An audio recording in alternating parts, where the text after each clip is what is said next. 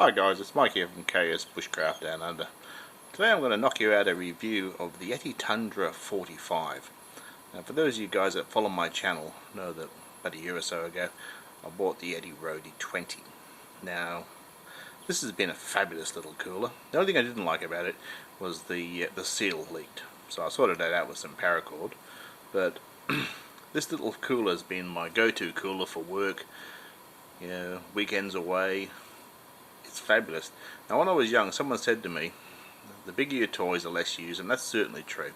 So I had a 120 litre Techni Ice cooler which I flipped recently because basically it was that big and awkward to handle that I never used it.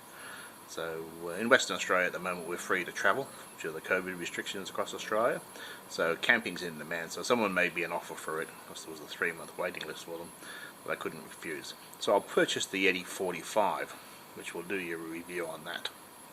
Okay guys, so the Yeti Tundra 45.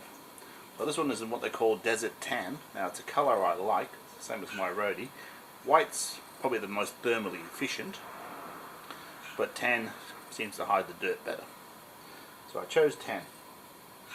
Now, first off the bat is the 45. It is not a volume, it is just a model number. Now there's been a fair bit of confusion, and I looked up online several sources, and getting the actual volume of this cooler was incredibly difficult. So the US ones come with a sticker and it says 9.4 gallons. So I'm sure they are US gallons, you know, liquid gallons, which would translate to about 35 litres for the rest of the world. Now I took that off the Yeti brochure and offline. Now the instructions that came with this one have changed since my previous one, and it actually comes up with 32.9 litres. So there's a bit of variation out there. So in inches to start with, because most of my viewers are in North America, it's 25.5 inches long, 16 inches wide, I'd call that deep, by 15 3/8 high, rated in America at 9.4 gallons, which I would calculate as 37 quarts, and 28 cans. The American cans are smaller and a weight of 23 pounds. So for the rest of this world, it's 65 centimeters long, a width of 41 centimeter, and a height of 39, a weight of 11 kilos. They rate it at 16 kilos of ice. Now yesterday I filled this with 15 kilos of ice and there was room to spare, so they're spot on about that. Okay guys, bought 3 5-kilo bags from my local bottle. Now here in Western Australia the bag will cost you $4.50, so well, you get 3 for 10. So it's pretty handy if your cooler will take 3 bags, which this one does. So there it is, it's pretty well full. Rated for 26 of our Australian cans because they are bigger than your American ones, and an inside height, which is important, of 27 centimeters. So our 2 litre milk jugs are about 27 centimeters, so that would be a good fit. Now when I was on Fraser Island I was pounding milk jugs to pieces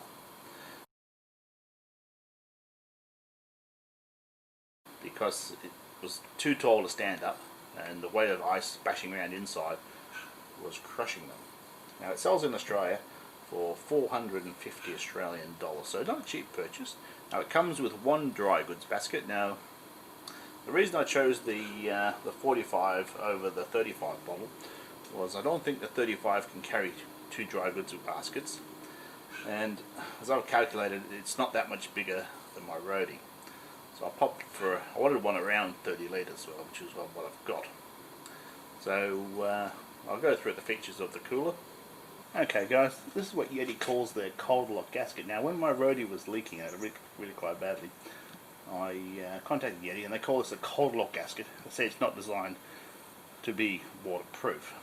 So I sorted it out by putting in some paracord. I haven't tested this one yet, but we will do. Now it's got a good lip on it. I'd say it's a pretty good seal. I'm certainly happy with the performance. So this model has got padlock holes, and tie down brackets, and these rope handles. So the only thing I've noticed, and maybe it's me suffering from man paws, is if you're going to grab it under here, which is my preferred method of carry, keeping it close to my body, it seems a little bit small for my hands. So it does come with one dry goods basket, and this one will certainly take two. Nicely well made, plastic coated. I don't know if it's stainless under there or not, but it's certainly useful. And there is also one divider slot in. Some of the larger ones have one east, west and north and south. This one only has one divider slot there. Now it's also an additional accessory. Okay guys, view of the inside. So this is the basket installed. I looked online, I couldn't find out whether it was plastic coated stainless or not. Now strangely enough, the second basket is 17 Australian dollars. And well, I've looked up, the 35 will only take one basket. It's actually the same basket for both. So pretty reasonable for 17 Australian dollars. The divider, $29. How can you possibly justify $29 for a cutting board that's chopped down? As you can see, it slots in there nicely. Now it does prevent the dry goods basket from sliding up and down if you're having that problem.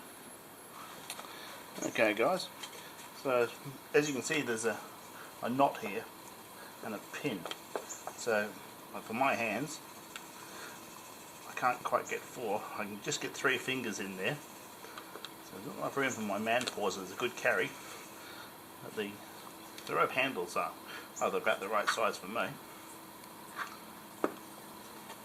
Now the drain plug apparently is threaded for an American hose. There's no retention strap on it, so you could lose it.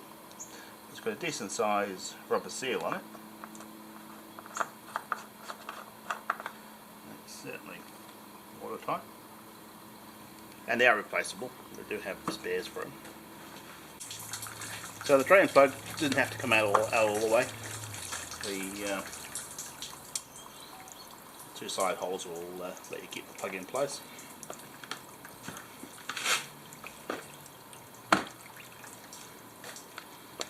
Or you can go all out. Okay guys, so this is the base. So I'll see it's actually stamped now with when it was made. So mine was made in February 2020. So it's got these non-slip feet, and I tell you what, from experience, it stays put pretty good. And the lid has the slots for lash down points, which is how I keep it in the back of my utility or pickup. So on the lid here, you can see these notches for the tie down straps. So they're running north, south and east and west, which is the way I secure mine in the back of the ute. It also has holes for a long staple padlock. Okay, so the padlock, you'll need a long staple padlock. Now personally, I don't padlock my cooler and I leave it out and about. I seem to work on the principle that if someone's keen enough to try and steal something, it's better to let them get something of a low value. Otherwise, they're going to take something probably of greater value. So it sort of fulfills their need to help themselves. But of course, that's up to you. Or if you've got bears, which we don't have here in Australia, of course, you can certainly secure it with 2 padlocks. Yeah. And saying that I don't secure the lid, I certainly secure the cooler itself. Now, Yeti makes these brackets, but they're easy enough to make on yourself. And I normally have 2 of these on. One that can be seen and one that can't. So if they're going to steal this cooler, I am going to make them work for it. I can also lock the tailgate of this utility, so just to make it a tad more awkward for them. Okay guys, so I had it laid over showing you the feet and that. It was dripping, which is not a lot though. So I'll test it like I did the roadie. I'll throw in a bucket of, well, half a bucket of soapy water in amongst the ice. Then I'll flip it over and we'll see how good the water retention is on the lid. On the Roadie 20, this test bails spectacularly.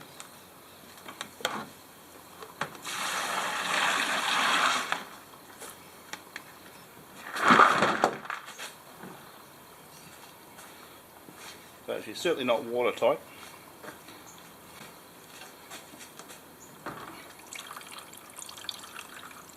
She may be better than the Roadies for that, but not watertight.